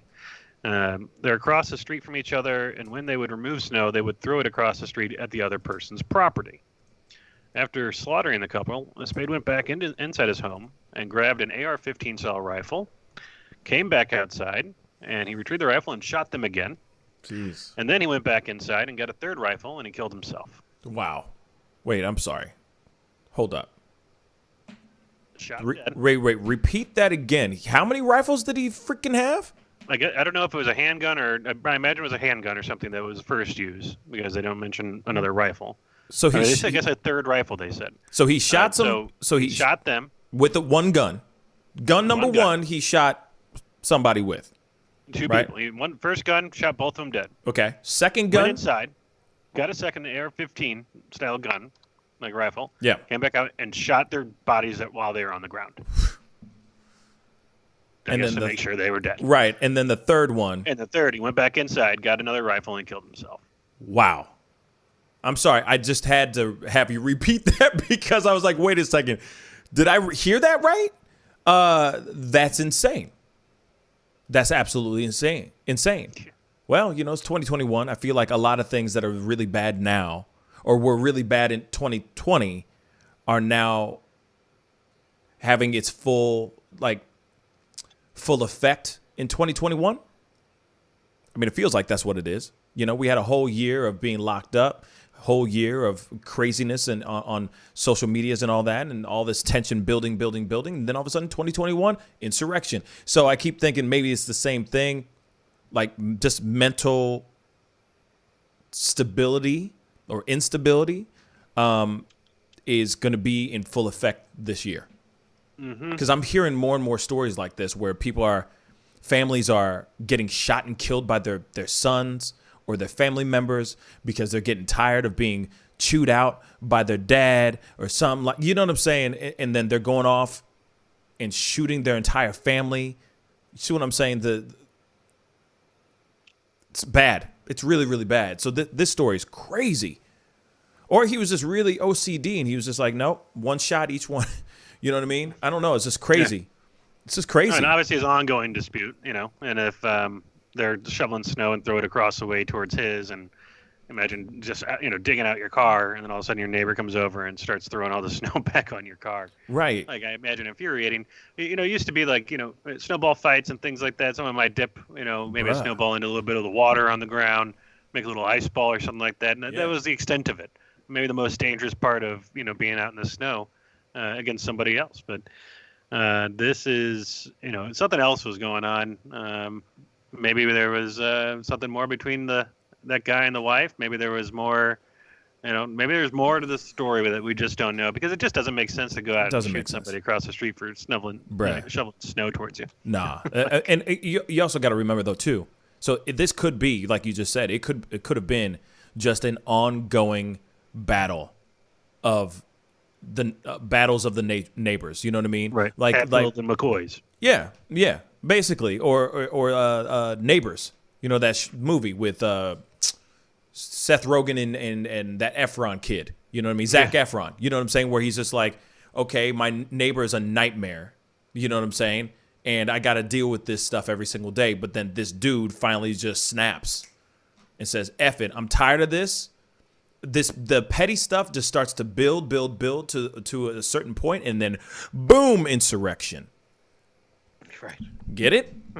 Boom, insurrection. And I feel like that's basically what's happening here. Everything just comes to a head. And next thing you know, somebody who you may have been like, he's just he's unhinged, something's wrong with him. And then all of a sudden, boom. You were right. So stop pushing his buttons. Pushing up my buttons, babe. No, that's not good. You just don't do it. Next thing, now they dead. And that's stupid. Which, by the way, he pushes the trigger. Yeah. Yeah. Which, by the way, it reminds me, this is our last story of the day. I did it in a pop-up video, but we got to discuss it a little bit. Country singer Morgan Wallen and his racial slur. Speaking of neighbors. All right.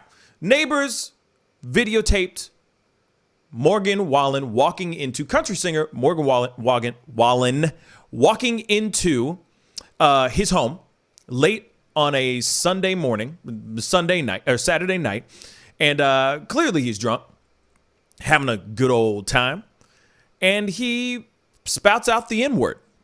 Okay, and now he's not performing on SNL because of this racial slur.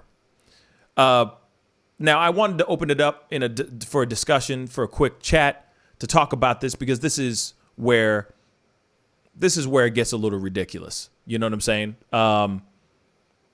He says the N-word. He's getting, basically, he got canceled on SNL. He's on his way to becoming a name. You know what I'm saying? Getting his name out there and everything. And he does something stupid like saying the N-word. So I wanted to throw it out to the guys, see what you guys thought about all this whole situation. I've been seeing a lot of people on my pop-up video that are there's been a toss back and forth of people going, what's the big deal? It's just the N-word. Then there's some other people that are, because he was like, he's not calling a black guy the N-word. He's just saying it to his white friend, right? So I already said my piece in the in my pop-up video. And I will, of course, reiterate what I got to say, but, or what I said earlier. But David, what are your thoughts on this, the story? I mean, I haven't seen the actual incident yet, but it just seems straightforward. It's not something you say, and he said it. That's pretty much it, I guess. I mean, he's like, plain and simple, he's an idiot for doing it. Dumbass. Moving on. That's what I got to say. I mean, that's pretty much it, right? Yeah. No, I thought you were going to come out with some new mathematical equations and stuff. You know how it is. You're very well, you're very well studied, well read. So you'll be like, oh, well, back in the day, and then carried the third. And you know what I mean? And now we got quantum physics because of the N-word. No. But that's very honest and straightforward. Jack, what are your thoughts? Obviously, he done messed up. Yeah. And of course, he says he's embarrassed and sorry. But that's too late. Too little, too late. And according to the report in Variety, Cumulus Media directed its more than 400 stations around the country to move Wallen's songs from rotation. Unfortunately, country music star Morgan Wallen was captured on video Sunday evening using a racial slur. Effective immediately requested all of Morgan Wallen's music be removed from our playlist without exception. More to follow. Whoa. It was signed by Brian Phillips, the EVP of Programming, and John Dimmick, Cumulus's head of Programming Operations. And that's he's also been pulled from all radio play on country stations. Because here's the thing. Here's the thing. And that statement was from what group? What company? Cumulus Media, which has 400 stations around that play country music. Basically, they just took his bag. Yep. They just took his bag, yo. Okay, here it is. Because non-player character just said something on here just a second ago. Okay, it's okay for black to be racist against themselves, and I think it's LOL. So really quick, white people are racist to white people too. Black people are racist to black people. It's definitely, there are most definitely racism inside the race for sure. Okay, I'm not going to sit here and say that there isn't that kind of thing going on, but I will say this: the dude is a name. He is out there. He is putting his music and his work out there. This is the most sensitive times right now, more than ever. It should always be sensitive, regardless of the social climate right now, to say that word or not to say that word. The thing is that he felt comfortable to say that word in front of his friends because he wasn't around he wasn't around any black people. So he felt like it was okay for him to say that word. There's no reason for him to say that word and then get caught saying it with his friends. It is idiotic. Then also you got to remember this too. And, here it is. People make mistakes. I'm cool with somebody going, hey, man, I'm sorry. I made a mistake. This is what I do, blah, blah, blah. You know what I mean? And yes, a lot of people do say this word. A lot of people say this word. It bothers me. It's annoying to me. You know what I'm saying? I personally am not the biggest fan of the word. But I know that, I don't live under a rock. I don't sleep under a rock. So I'm very well aware that people use this word, whether they are white or black or Asian or Puerto Rican. It don't matter. Polka dotted, people use the word. I just feel like it's something that you just don't say out in public. If you want to say it in your own home, inside your own home, that's on you, man. I don't need to hear it. That's on you. But he was outside of his house, drunk as hell, acting a fool, being an idiot, like it seems like he always is, because you also got to remember this. Why would the neighbors be up filming his ass? One, they clearly know who he is. They clearly know that he's a rising country star. But two, he's probably a nuisance to live by. He's probably in there treating his house like it's a frat. He's a bachelor. He's having a good old time. You know what I'm saying? There's some footage of him walking out with some girl that he probably just slayed the night before kind of thing. You feel me? His lifestyle is probably affecting the people that live around him. Therefore, they're going, man, I'm so tired of this. I'm going to start filming. Oh, my God. I got really lucky, and I just caught him red-handed saying something that he shouldn't be saying at all. Then on top of that, country music is already put in a very interesting world. At least for me. I'm not a huge country music fan, solely because I feel that I just feel some type of way about country music. As a black man, I feel some type of way about country music. I'm not going to sit here and say that all country music is bad. No. Not sitting there saying that at all. But have you ever listened to a David Allan Coe song? Trust me, you'll think different when you hear a song like that. And it's country music. And that stuff is still being played in jukeboxes when bars used to exist. Okay? So for me, when I hear a country music star say the N-word with a hard R, it makes my blood boil. It makes me sick to my stomach. Because you're now perpetuating the stereotype in which a lot of black people feel about country music, the genre of country music. Now we're going, oh, you guys are just race hating, not race hating, but, black hating such and such. You just want to hang a bunch of N-words and do all this stuff. That's literally what it feels like when, at least for myself, when I hear country music. I'm not sitting here saying all country music, but there's some, it just makes me feel uncomfortable. It's an uncomfortable sound. I hate to say it like that, but it is true, And, G Money said country music today is lame. I mean, I agree with that, too. I do. But at the same time, I feel like they just took the same formula as pop rap. If you take pop hip hop and you look at pop country and pop hip hop and you put them right next to each other, they're singing or they're rapping about the same stuff. It's just written differently. You know what I'm saying? Instead of a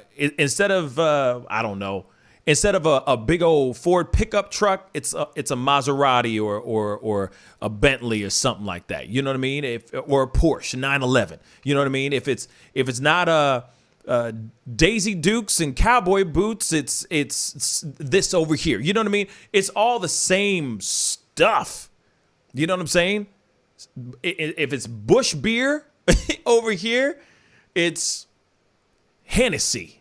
You know what I'm saying? Over here. It's the same breakdown, just different words. One has a little bit more twang than the other. You know what I mean? They both say y'all, by the way. Something interesting about that. Just saying that out loud. But at the same time, when you got somebody who's out here who has a responsibility, he's in the limelight, he's a growing star, then he should take responsibility for his actions and know that no matter where he is, people are looking to him. Because whether he wants to or not, he could be the reluctant leader, right? He could very well be a reluctant leader. But at the same time, he has to come to terms with the fact that he has a responsibility. He is now a role model. And everything that he says can and will be used against him in the court of law. Of life. So when you're out there and you're going, oh, get this, freaking N-word to your friend, and I get it that he's joking and trying to be funny, but that ain't funny. That really ain't funny. And he shouldn't be saying those words. This is why I like the Arm & Hammer story we did a while back. You know what I mean? Army Hammer. Drinking blood and all this stuff. And he's sending text messages to these girls and he's sitting there going, I want to drink your blood and stuff like that. Bruh, don't you know that people are holding on to that stuff and will hold it against you forever, ever, forever, ever? Forever, ever. So it's the same thing as this dude. You got to watch what you say. I understand it feels like a level of paranoia, but be smart. Be smart. That's it. You know, it's like when you got somebody like Bruno Mars being caught. Like, this hasn't happened yet, but I wouldn't be surprised if this does happen. But Bruno Mars being caught with a dollar bill rolled up his nose, and he's just like in mid snort of a cocaine mountain as big as Scarface. Okay, and he's sitting there going, "Oh, it was a mistake. It was the stupidest thing ever." Bruh, you should know better. You're Bruno Mars. Everybody and their mama's going to be watching you. That's it. You got to choose wisely and stop being an idiot. And I get he made a mistake. I get it. Mistakes happen. People say stupid shit all the time. But at the same time, it's like, bruh, that's just not a word you say. It's just, that's it. It's just not. It's just not. I got so many stories here. If he's yelling it in the streets too, it's not. It's in the streets, yeah, and it's in the streets, man. You know what I mean? There's kids next door. Like, who are his neighbors? You know what I'm saying? Could be a black family next door. You know what I mean? What are you gonna say, David? What was he doing when he said it? He was just walking down the street. He was walking down the street. Actually, you know what? Let me pull up the video. Let me just pull up the video. They got out of cabs or whatever, and then they were going into the. Yeah, I guess they were in house. Ubers. They were coming out of Ubers or whatever. They out of their public transportation. Yeah. Whatever it is, and got out, and they were going up in their house, and he was yelling back to other friends that are getting back into the Uber, and saying to take care of one of his other friends. Oh yeah. But that's how he referred to him. Yeah. And I mean, it was another white guy and all that. So it wasn't like he was saying that to a black guy. It wasn't like he was saying that with malice towards somebody. He was just talking. He was just talking ish on his friend. I get it. He was roasting his friend, but he was calling him the N-word. Yeah. Hold up. Let's take a look at this video one more time so you guys can see it for yourselves. Take care of this pussy. Hey, actually, hey, y'all too? Hey, take care of this pussy ass motherfucker. Oh, fuck. Hey, Gracie, take care of this pussy ass nigga. One more time. Take care of this pussy ass nigga. Damn. Yeah, he really said it like that. And he's saying it loud. You see what I'm saying? And it's not like he's a quiet dude. Clearly, he's not a quiet dude. If you got your neighbors standing outside their house or maybe staring out their window, filming your ass because you're notorious for being a nuisance as a neighbor. One more time, though. Pussy ass nigga. Yeah, see, that's a hard R. Take care of this pussy ass nigga. Yeah. And then, wait, look, we got to go to the part where this is funny to me, how he's going up these stairs. He's just tap dancing his way up. Just having a good old time because he's having a great time. He's having the time of his life. He's living that rock star or country rock star life. You know what I mean? He's living a life like it's golden. But yes, there it is. With a hard R. Not even, it's a That's a horde. That's horde. Yeah. He done messed up, yo. He done messed up. It's, you know, and I get it. Solo Road just said, shout out to Solo Road. Thank you so much for the comment. Thank you, fam. He just said, I love you, Pascal, but it's just words. It's words, dude. Not even said in your presence or direction. Get over it, man. I get it. And, you know, here it is. I'm just speaking the news. I'm over it. He doesn't make music for me. You know what I'm saying? I don't own his tracks or anything of that sort. Like I said, I'm not a country music fan. I mean, I think I know 3 artists off the top of my head right now, and one of them is Taylor Swift. And she ain't country no more, really. Is she? Is she country? I don't even know anymore. You know what I'm saying? So, on some real stuff, it's just not a good look for the country music genre. He's a pop star. He's a pop country star. He's making a name for himself.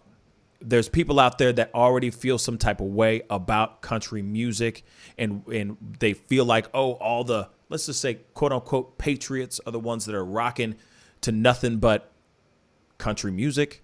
There's a stigma and a stereotype that's attached to it. And it's kind of like, well, let's break out of that mold. Let's break country music and country singers out of that mold. Like, for example, at the inauguration, I'm serious. I'll be real. I was very surprised when I saw Garth Brooks. That's the other country singer I know. There's like Garth Brooks, Kenny Chesney, and Taylor Swift. Is she a country, right? She used to be, though, didn't she do country for a second there? But anyway, moving on. Garth Brooks was there singing, and I'm like, whoa, I'm surprised he's here because I didn't think he was a Democrat. I'm sorry to say that.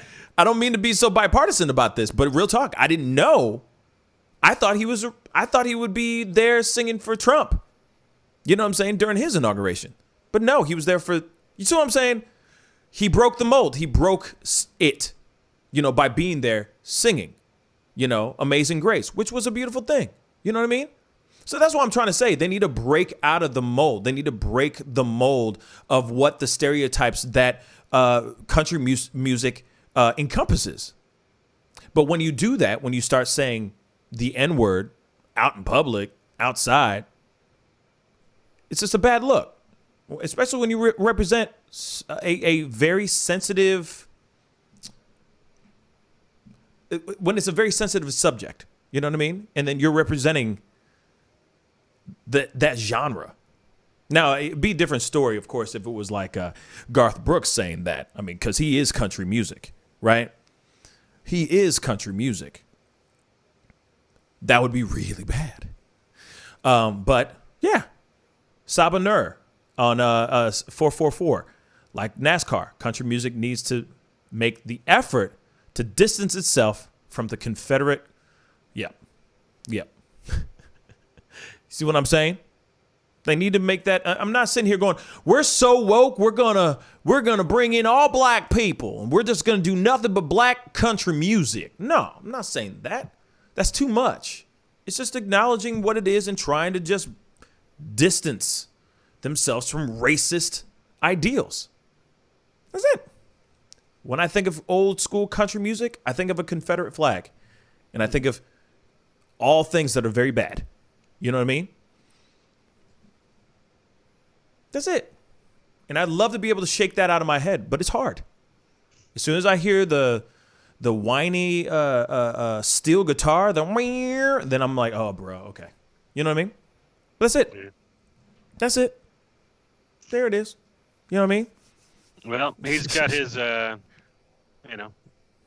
hill to climb back up because they just took the rug out from underneath him. So. Yeah, he lost that bag, but like I said, it's not like he's gonna have a hard time it's not like he's gonna have a hard time bouncing back. You see what I'm saying? And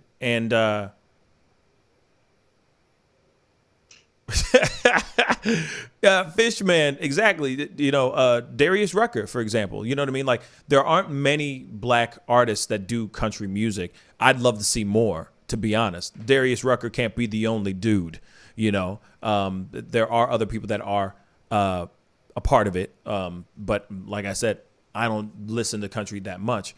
But it's nice to know that there is some diversity happening in there, and they're coming out more. I think there's another guy, I forgot his name, but light-skinned dude. I don't remember his name. But anyway, country. But they're doing mostly pop country type stuff. And I'd love to see that. You know what I mean? That's all. You know what I mean? But that is the show, guys. We got to get going. I appreciate everybody who's on today. David, Jack, thank you so much for being on. I appreciate it. If you're looking for something fun to do, go and check out 50 Cent trolling on Wendy Williams. What? What's going on with Wendy Williams and 50 Cent? He never smashed, did he? Method Man came out. He ain't never smashed, right? Method Man and Wendy Williams. Yeah, they smashed. And he's trolling the two of them because of that. Because Why? Method Man was saying that he didn't remember it. He goes, I wouldn't remember it either. That's how. Because that's the story I'd stick to. Bruh. On some real stuff, I wouldn't be, man. And now he's out there too, challenging Mayweather to a boxing match to settle their feud. Oh yeah. So just go check out 50 if you got some time to. That's hilarious. Really? I'm really excited that everyone just wants to go boxing now. I think that's a good idea. We should just make all celebrities box each other. Yeah, it's real life celebrity death match now. You know what I'm saying? It's almost like that. Now you got people YouTubers trying to fight UFC fighters. Like, it is the most ridiculous thing. But that's funny if 50 Cent and Method Man are going toe to toe in the social medias right now, and they're literally trying to egg each other on into having a fight. No, he's into a just boxing picking match. on him. But then he came out separately, and he is going against Floyd Mayweather and saying, "Hey, Floyd, I want to have a boxing match with you." So he's got a combo thing. He's just, he's been out of the social media game for a little bit. We haven't heard about him for a few months, and now he's just back and doing his troll thing. So yeah, it's he's trying to. Yeah, go ahead. I'm sorry. I was going to say he's trying to get back some of his popularity he lost when with Trump and everything, because wasn't he one of the ones that supported him for a bit, or at least his plan? Yeah. Yeah, I need to look at that. I definitely need to look at that, because that's going to be something for sure. That's something I would want to.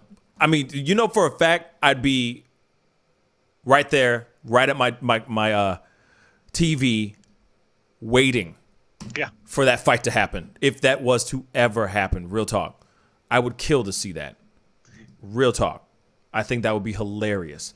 But before I get going, I do have somebody who's going to be on tomorrow morning at 10 a.m. Central Standard Time. This is some cool announcement. It's amazing what the internet will do. I did the video about the 8-year-old girl that was kicked out of her Catholic school because she told another girl that she had a crush on her, right?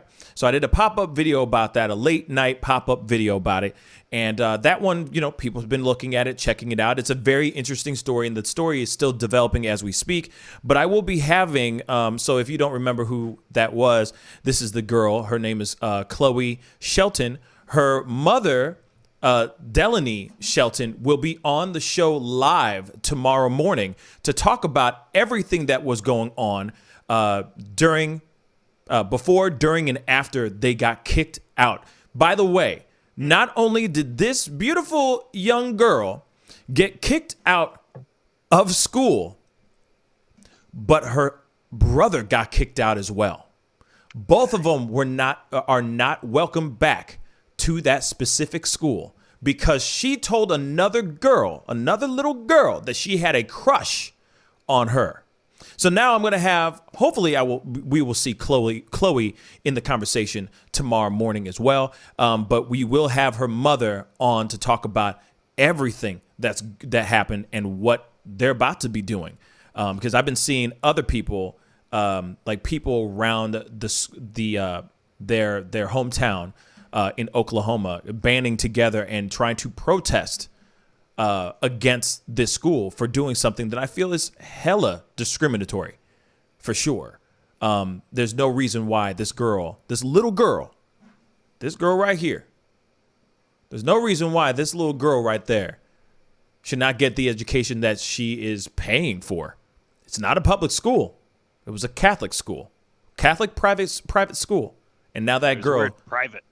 Yep. And that's what you pay for, right? That's what they're paying for. Private education, right? And now this kid is getting kicked out.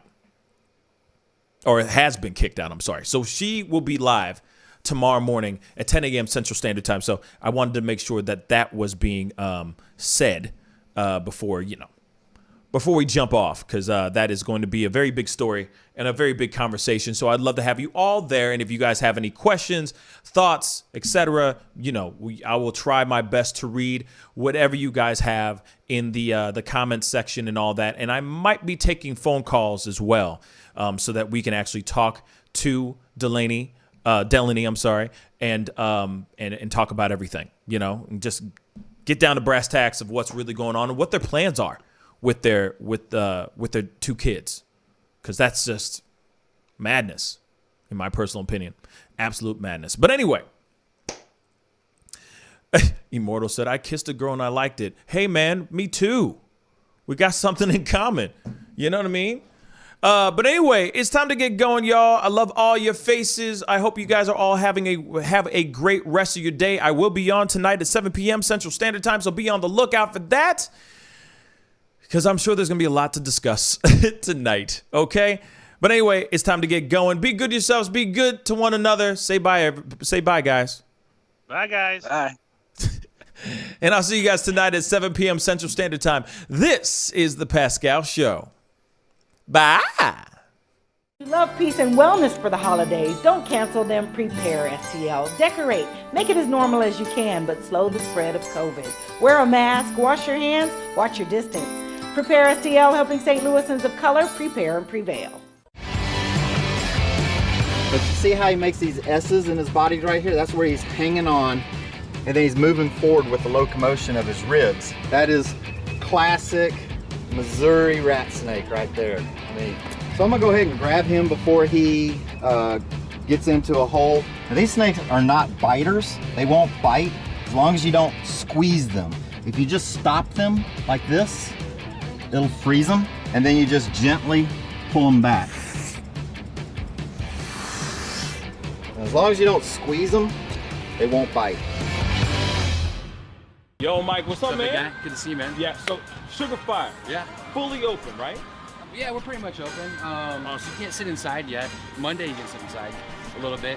We'll have 25% of the tables inside, and then we're letting it rip outside. So I know that there's a lot of people really concerned about staying safe and all that. No, so what are you guys doing in regards to that? Well, we have extra people to clean and rub everything down all the time. Everybody inside's wearing masks. And we have those little stickers on the ground so everyone can stay 6 feet apart. Right on. The tables are all spaced out, inside and outside. Sugar Fire, open in full effect right now. They're staying healthy, they're staying clean.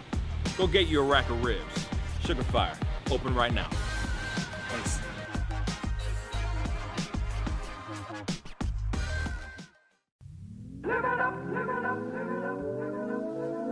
The Fur and Leather Center, providing the highest of fur and leather goods.